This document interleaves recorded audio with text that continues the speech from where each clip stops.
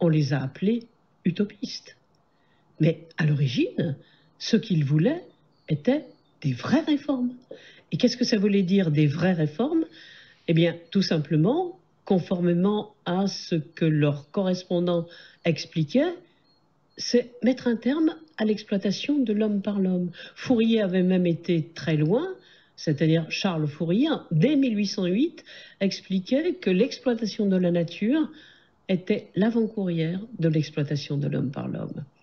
Et du même coup, tous ces mots réforme, tous ces mots rapports sociaux, transformation des rapports sociaux, mise en cause du libéralisme qui aujourd'hui signifie domination de ceux qui n'ont qu'une aspiration, le profit, eh bien tous ces mots retrouvent peut-être, vont retrouver le sens d'origine. Mais ça veut dire une remise en cause de la manière dont on a imaginé depuis près de 2 siècles une liberté qui n'en est pas une.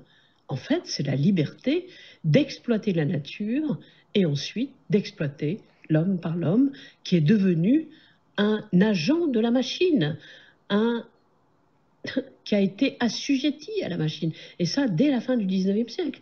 S'il y a une révolution qui l'a emporté, c'est la révolution industrielle. Et ce que